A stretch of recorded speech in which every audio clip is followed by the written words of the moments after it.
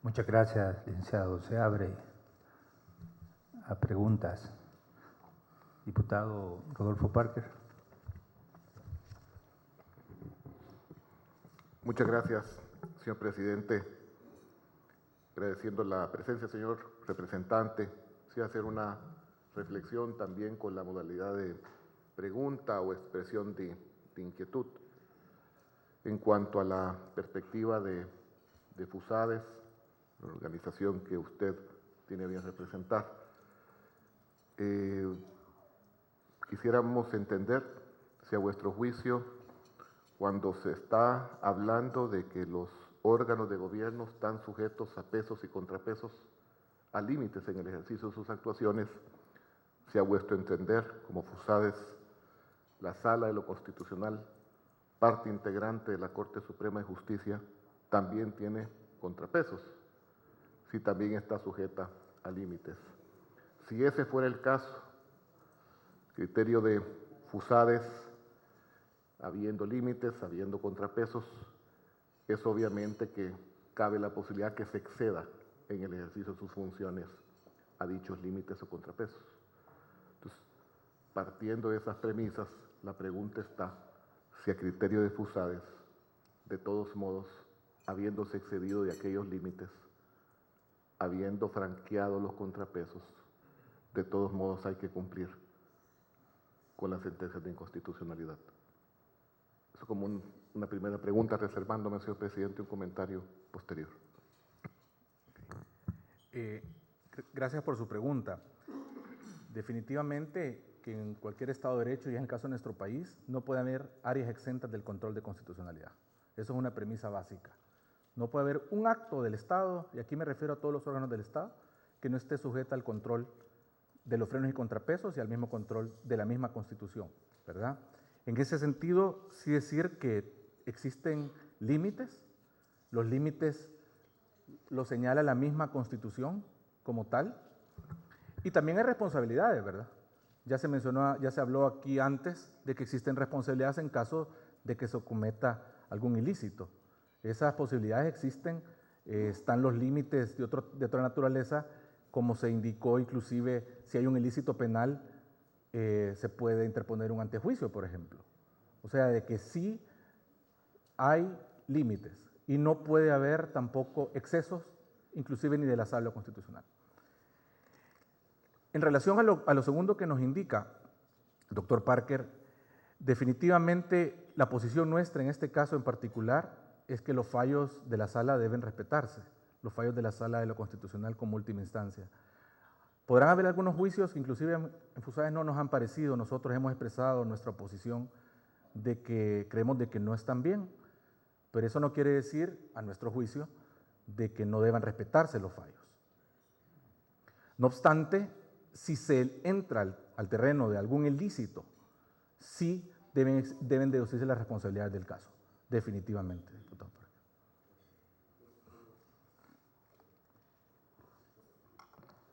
Yo creo que es bien importante delimitar. Resulta interesante escuchar, porque primero, señor representante, usted ha mencionado, repito lo que usted dijo en su inicial exposición, que todas las sentencias de inconstitucionalidad deben ser cumplidas. Si bien en la parte intermedia ha dejado un matiz de que reconoce que podrían haber excesos y que siendo los excesos patológicos, entonces, en principio, me dejó la impresión de que ante esa patología pues, no hay necesariamente que cumplir. Sin embargo, al final de la exposición usted reitera que los fallos deben cumplirse, salvo que se llegase al punto de un ilícito.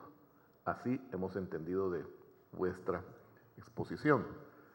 Alguien en el curso del día mencionaba, creo que uno de los señores magistrados invitados, que pudiera, haciendo una extrapolación, pero pudiera llegarse a un caso donde, por ejemplo, se le ordenase a un juez por parte de la Sala de lo Constitucional en una resolución de inconstitucionalidad que deba de cumplirse con la ejecución de un reo.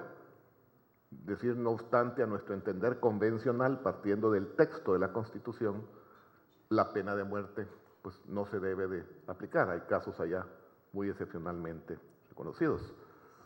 O que viniese, siempre haciendo una extrapolación, pero útil para el planteamiento que estamos haciendo, señor representante, de que viniese la Sala de lo Constitucional y dijese de que en El Salvador no hay nada que impida que pueda ser electo un emperador y que la Sala venga y así lo declare, porque la Sala lo ha declarado y no esté incurriendo en un delito al haberlo hecho, porque es su labor interpretativa constitucional.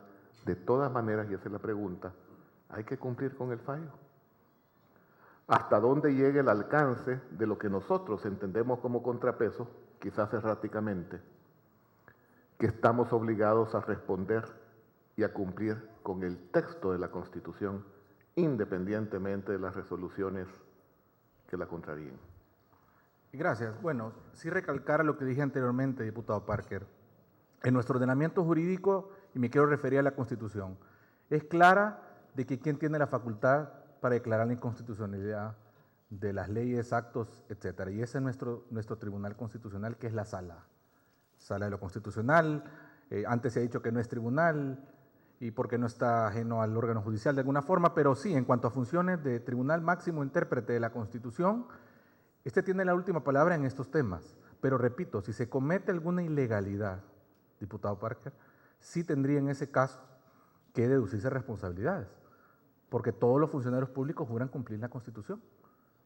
Entonces, y también recordemos que todos los jueces también tienen la facultad de aplicar cualquier acto o disposición que se considere que viola la Constitución.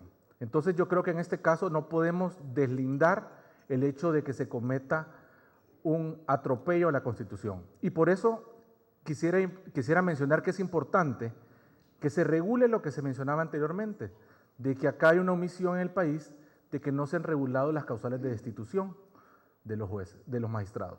Creo que eso es un tema que debe llevarse a cabo.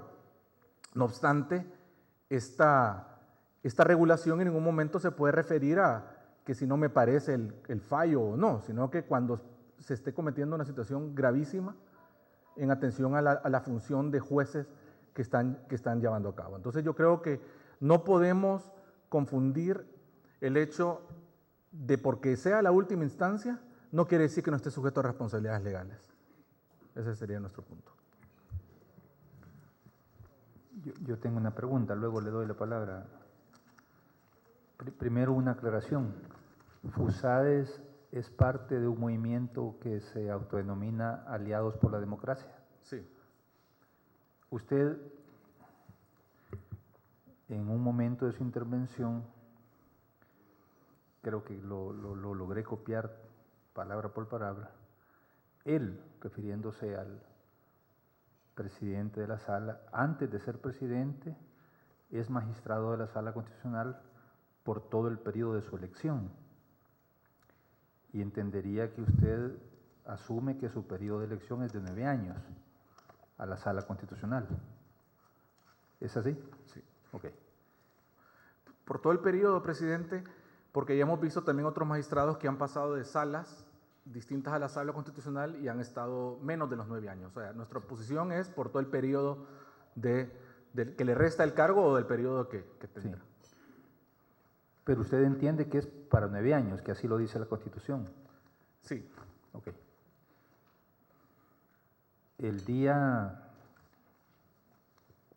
6 de marzo, a la Asamblea se presentó un grupo de ciudadanos representando a este movimiento autodenominado Aliados por la Democracia, del cual su institución es miembro, pidiendo que se reformase la Constitución para que el artículo 174, que dice, cito, la Corte Suprema de Justicia tendrá una sala de lo constitucional a la cual corresponderá conocer y resolver las demandas de inconstitucionalidad de las leyes, decretos y reglamentos los procesos de amparo, el habeas corpus, las controversias entre el órgano legislativo y el órgano ejecutivo, a que se refiere el artículo 138 y las causas mencionadas en la atribución séptima del artículo 182 de esta Constitución. Y más adelante dice: la Sala Constitucional estará integrada por 5 magistrados designados por la Asamblea Legislativa. Su presidente será elegido por la misma en cada ocasión en que le corresponde elegir magistrados de la Corte Suprema de Justicia, el cual será presidente de la Corte Suprema de Justicia y del órgano judicial. Este es el texto de la Constitución. Pero FUSAES, como parte de este movimiento, pide una reforma constitucional a este artículo para que diga de la manera siguiente: la Sala de lo Constitucional estará integrada por 5 magistrados designados por la Asamblea Legislativa, los cuales durarán en sus funciones por un periodo de 9 años. Entiendo que se pide que se reforme para que diga que durarán en sus funciones por un periodo de 9 años, porque el texto que yo he leído no dice eso. No dice eso. Luego pide que el presidente se elegirá entre los magistrados más antiguos que estén en funciones en dicha sala, en cada ocasión en que le corresponda a la Asamblea Legislativa elegir magistrados de la Corte Suprema de Justicia. Y luego habla de la manera de resolver: 4 votos cuando sean procesos de inconstitucionalidad, 3 votos cuando sean procesos de amparo y habeas corpus. Mi pregunta es la siguiente: ¿se equivocó FUSAES al pedir esta reforma constitucional? Porque ahora se descubre por parte de los magistrados que esto ya lo dice la Constitución.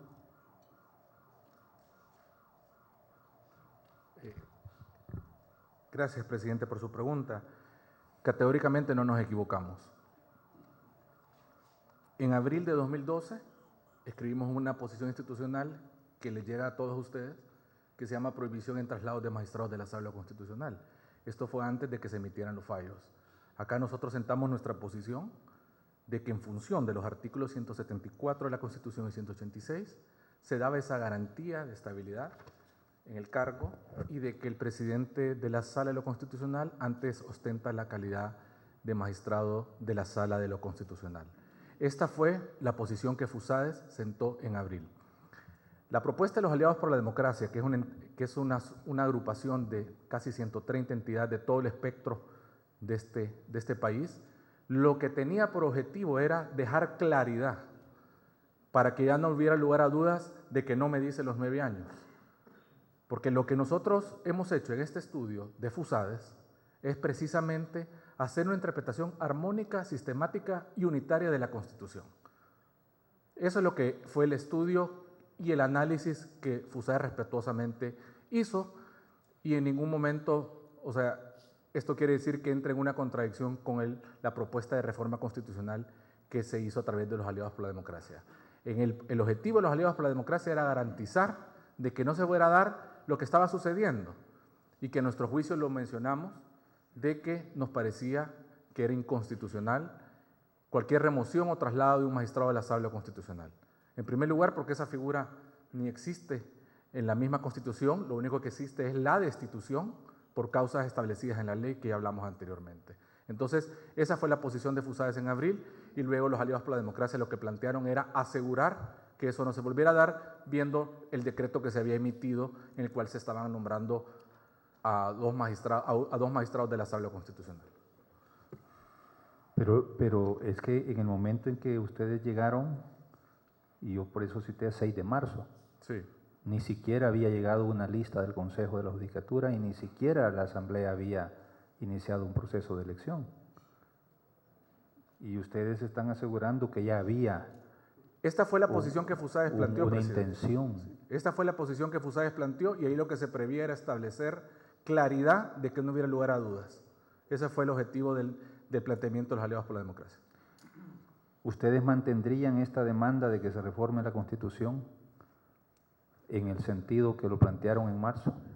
Yo creo que sí. O sea, para que terminara segura, ya tenemos la interpretación constitucional al respecto, pero también no estaría mal que quedara plasmado en la Constitución. Diputado Santiago Flores. Sí, gracias, presidente. En la intervención es claro de que la responsabilidad hoy la tenemos los diputados y la Asamblea Legislativa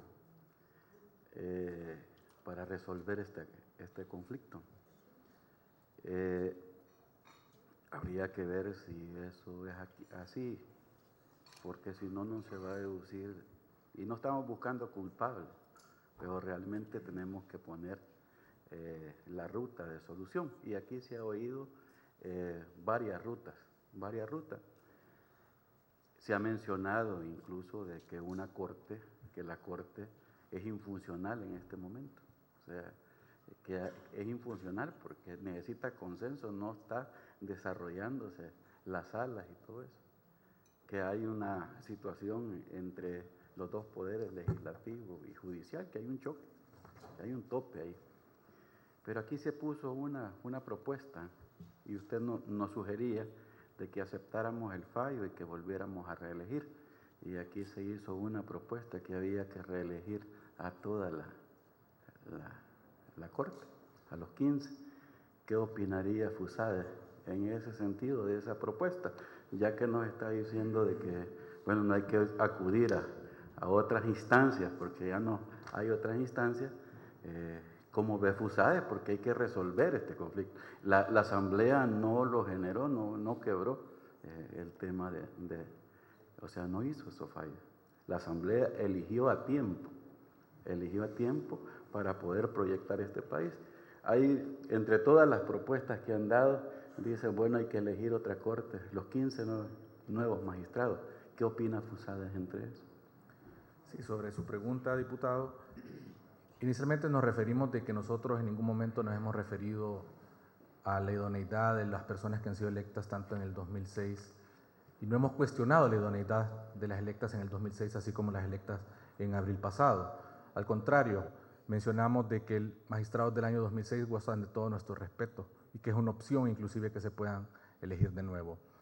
En cuanto a la elección del 2012, lo mismo, o sea, tendríamos que considerar de ver de qué forma. Yo no dudo de que las personas que la Asamblea tuvo a bien elegir en abril, ahí hay personas de mucho respeto, personas con capacidad que harían un buen papel en la Corte Suprema de Justicia. Pero también acá creo que la labor se complementa al realizar un adecuado examen de los perfiles para que lleguen las mejores personas, la gente idónea a estos tribunales. Creemos que eso es importante y es una labor que como diputados a ustedes les corresponde realizar.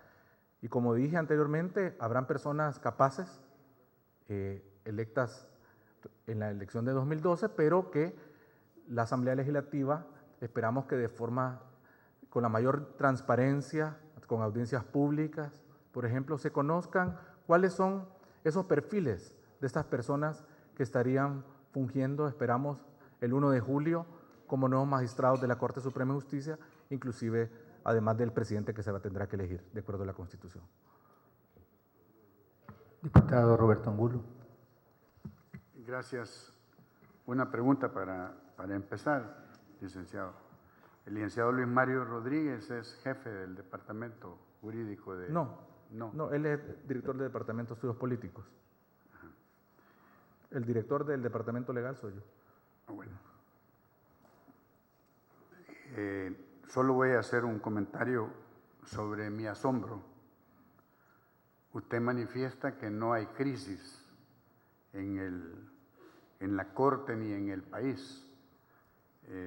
Lo acabo de escuchar y eso me asombra a mí porque los magistrados que han hablado, los profesores, los decanos, la mayor parte, por no decir el 90 y pico % de las personas que han hablado, hablan de una crisis que estamos viviendo. Es más, en una de las intervenciones en la Asamblea Legislativa, cuando hablábamos de la crisis, se iba a tener el 31, el último de este mes, cuando termine el periodo de los que están, uno de los compañeros diputados manifestaba en el Pleno que no era de esperar a esa época, sino que ya había crisis. Ahora usted, a mí honestamente me sorprende cuando dice que no hay crisis. ¿Qué es lo que hay que esperar para declarar una crisis? Que no haya un magistrado en la Corte. Y por otro lado, yo hace un rato decía de que nosotros ya íbamos a saber, ya sabíamos cómo iba a fallar la Sala de lo Constitucional. Y le quiero decir que yo en lo particular, yo ya sabía cuál iba a ser la posición de FUSADES, porque es lo que han venido manteniendo. Y lo que sí me sorprende únicamente es que diga que no hay crisis, cuando los demás pensamos que sí hay una crisis del sistema jurídico. Nada más era un comentario, señor presidente. No sé si tiene un comentario, argumentario. Sí, no, respeto su punto de vista, diputado Ángulo. Yo lo mencioné porque a nuestro juicio no es una crisis, sino que es el correcto funcionamiento de los frenos y contrapesos. Crisis creo que se daría si no llegáramos a elegir a los magistrados de la Sala Constitucional en los periodos respectivos. Diputado Rodolfo Parker. Entonces, una última pregunta de parte nuestra. Eso es también agradeciendo, apreciando de que ha habido una exposición bastante sintética, pero ha dado lugar a que haya mayor intercambio, señor representante. Una precisión que creo que para nosotros es bien importante de la perspectiva de FUSADES, de llegarse a verificar en forma fidedigna de que magistrados nombrados, electos, no habrían cumplido con los requisitos que exige en forma explícita la Constitución de la República. E inclusive, como se ha mencionado, tampoco habrían sido ni tan siquiera revisados sus perfiles respectivos, ¿no? Ni tan siquiera habrían sido revisados sus respectivos perfiles. Pero digo, básicamente, no habrían cumplido con los requisitos que una forma directa y clara exige la Constitución. ¿Cuál sería la posición de FUSADES sobre casos singulares que se encontrasen en esta situación de incumplimiento?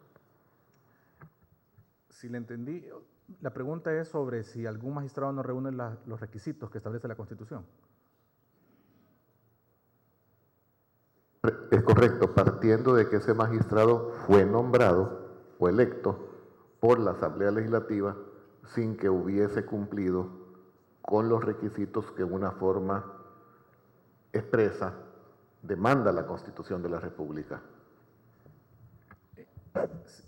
Diputado Parker, con la pregunta que usted nos hace, que me hace en particular, quiero decir con lo que cerré la intervención, de que no puede haber áreas exentas del control de la Constitución, del control de la constitucionalidad. Y en ese caso, si una persona, por ejemplo, no tiene la edad, se tendría que interponer un recurso de inconstitucionalidad, se tendrían que abstener de conocer los magistrados y posibilitar con jueces que es una salida legal. Esa es nuestra opinión. O sea, sí queremos reiterar de que no pueden haber áreas exentas del control de la Constitución. Diputado Benito Lara. Gracias, presidente. En la misma dirección, yo comparto de que no puede haber ninguna instancia que escape al control constitucional. Pero entonces me surge aquí la duda. Si la sentencia dice que es inconstitucional que una legislatura elija 2 veces, ¿cómo quedamos si nos manda a elegir a esta 2 veces? O sea, vamos a enmendar una inconstitucionalidad partiendo de lo que dice la sentencia, pues, ¿verdad? Con otra inconstitucionalidad.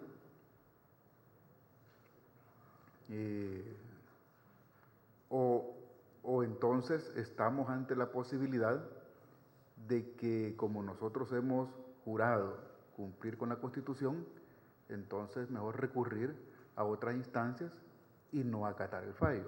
Una pregunta, ¿cómo queda esta asamblea, verdad?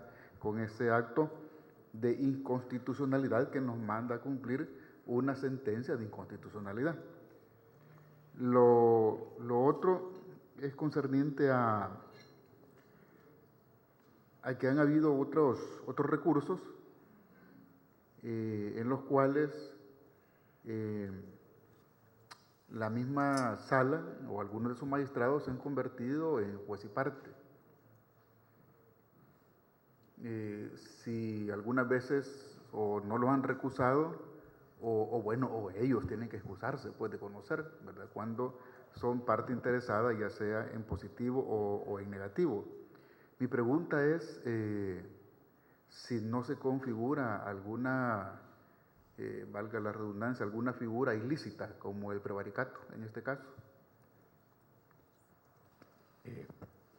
Diputado Lara, con la pregunta que me hace, en el presente caso, como indiqué anteriormente, y ese es el razonamiento nuestro, es de que estamos frente a una situación excepcional, porque la legislatura 2006-2009, que de hecho no eligió ninguna vez magistrados de la Sala Constitucional, no existe en estos momentos. Esos diputados, habrán unos pues que están, pero ya no es esa legislatura como estaba conformada en el 2006-2009. Entonces, viendo esa situación de que no se puede reparar el daño, en el sentido de que esa legislatura ya no existe, se tiene que buscar una salida institucional. Eso es lo que nosotros pensamos. Se tiene que lograr una salida institucional por medio del cual se pueda hacer el nombramiento, en este caso. Y es por eso que de alguna forma, para que tenga componentes de la elección 2006, se dice que se use la lista del 2006 que envió el CNJ. En este punto en particular, ya antes en la mañana se mencionaba que la lista tiene un plazo de duración. Y también en la sentencia y se menciona, y ese es de los aspectos que ustedes como diputados, con la libre configuración de la legislación que tienen, podrán decidir qué medidas son las que se toman.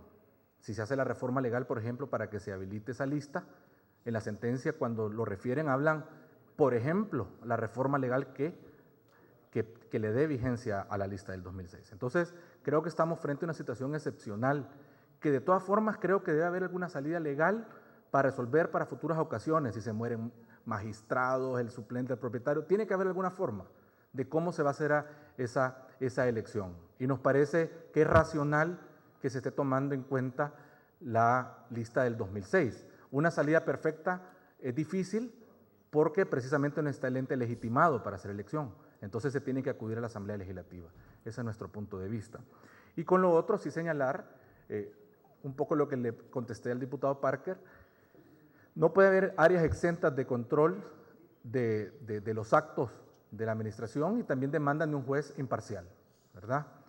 El juez, si tiene algún interés positivo o negativo, no puede estar conociendo del acto en particular. Ya si hay alguna responsabilidad, en el caso usted me mencionaba un delito, ahí tendría que el ente encargado de promover la investigación penal hacer alguna investigación si es que procede, ¿verdad? Diputado Antonio Almendares. Gracias, señor presidente. Sí, la pregunta mía es si ustedes al analizar las resoluciones no han encontrado también inconstitucionalidades en la misma resolución, dado por ejemplo lo que manifestó la magistrada Fortín, Rosa María Fortín, de que a los magistrados del 2006 los declara inconstitucional, pero al mismo tiempo les da, no sé con qué potestad o a dónde está la atribución, de que continúen conociendo. Entonces, eso es legal, y si lo es, y ustedes conocedores, estudiosos de todas estas resoluciones, ¿en qué ley está o dónde les da la atribución a la sala acerca de poder hacer eso? Y lo mismo también, acabo de escuchar de que se le dé validez de alguna manera al listado de la CNJ del 2006.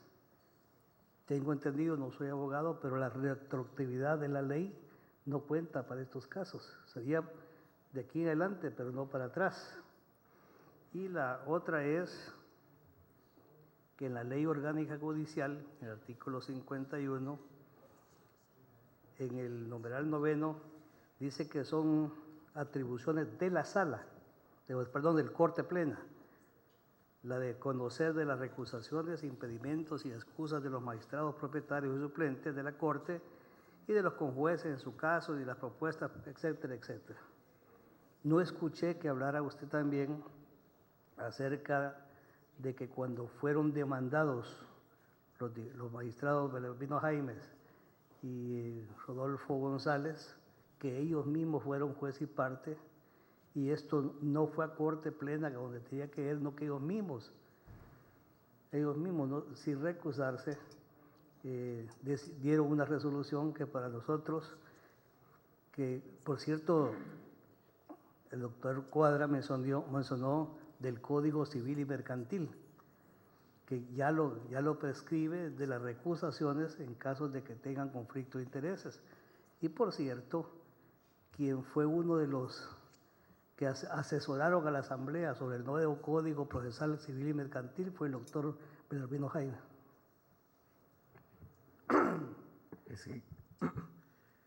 Sí, coronel Almendares, mire, en cuanto a las sentencias, nosotros el razonamiento que hacemos, en particular lo que mencionaba usted de los magistrados electos en el año 2006, era de que por seguridad jurídica tenían que continuar en sus funciones, aunque nos suene un poco raro, pero tampoco podía llevarnos a un absurdo de crear un caos en el Estado. Entonces, por eso es que se plantea esa salida. Con lo de la retroactividad que usted me menciona, esa atribución del tribunal considera los efectos de los fallos, ¿verdad? Y ya hay antecedentes jurisprudenciales de que se hacen algunas consideraciones sobre los efectos que puede tener la sentencia. Ese es un deber del tribunal de hacerlo. Y tampoco en una constitución o una ley está el punto y coma de todo lo que se tenga que hacer, sino que el juez a la hora de emitir un fallo puede hacer todas estas valoraciones. Con relación a la retroactividad, lo que usted me mencionaba, creo que acá en este caso estaríamos en la presencia de una situación de orden público. Y cuando es de orden público sí se permite la retroactividad en las leyes. En cuanto al tema de las recusaciones, usted me leyó el artículo 51, número 9 de la Ley Orgánica Judicial, pero también hemos visto el artículo 12 de la Ley Orgánica Judicial. La Ley Orgánica Judicial, en el artículo 12, que se reformó luego cuando se derogó el decreto 743, ahí se planteaba que en el caso de las recusaciones y excusas conocería la Sala de lo Constitucional, cuando fuera para la Sala de lo Constitucional. Entonces, el artículo 51.9 aplica a las demás salas de la Corte Suprema de Justicia. Ese sería, y en el caso de lo que se mencionó el Código Civil, Procesal Civil y Mercantil, ahí se estaba refiriendo al tema del principio de imparcialidad que deben de tener todos los jueces. Pero en materia de recusación, en el caso específico de quién conoce y quién resuelve, está en la Ley Orgánica Judicial, de acuerdo al artículo 12 para la Sala de lo Constitucional. Y se interpone procesalmente ante el ente que ha emitido la resolución.